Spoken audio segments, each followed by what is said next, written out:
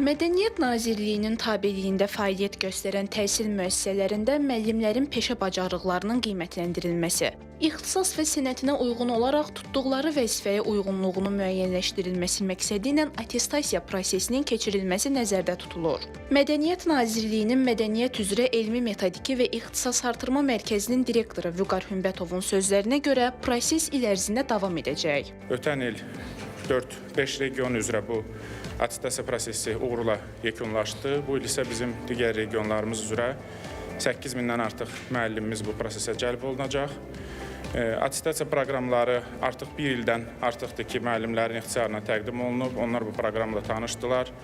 Proqram onların birbaşa ixtisasına, tədris elədiyi fənnə aiddir. Burada kənar heç bir sual ola bilməz, təbii ki. Və bütün bu proqramla həm Bakıdan onlayn görüşlər, həmçinin regionlarımızda ixtisaslı kadrların, mütəxəssislərin, ekspertlərin iştirakı ilə görüşlər təşkil olunur ki, bu da birbaşa müəllimlərin onların attestasiya prosesinə tam hazırlığına dəstək məqsədi ilə həyata keçirilir. Mədəniyyət üzrə Elmi Metodiki və İxtisas Artırma Mərkəzinin direktor müavini Yaşar Zeynalov deyir ki, attestasiyanın ikinci mərhələsi bölgələri əhatə edəcək. Bəs attestasiya prosesindən keçə bilməyən müəllimləri nə gözləyir? 9 bölgə üzrə attestasiya keçiriləcək.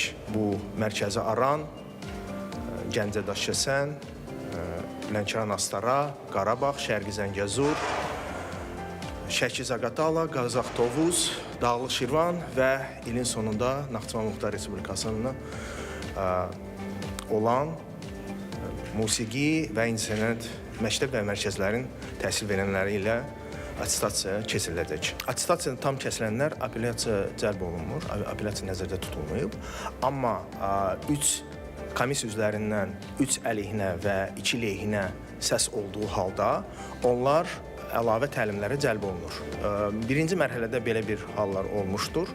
Elə o cür müəllimlər təlimlərə cəlb olunmuşdur. Təlimlərdən sonra onlar Dövlət İmtahan Mərkəzi vasitəsilə keçirilən müsabiqədə iştirak etmişdilər test mərhələsində və test mərhələsindən müvəffəqiyyətlə keçənlər sonradan müsabiqə yolu ilə işə bərpa olunmuşlar. Qeyd edək ki, ötən il 234 müəllim əlavə təlimlərə cəlb olunub. Onlardan 118-i Dövlət İmtahan Mərkəzinin test mərhələsindən uğurla keçib. Attestasiya fevralın 10-da başlayacaq. Zemfira Rəcəb, Rahib Səfərov.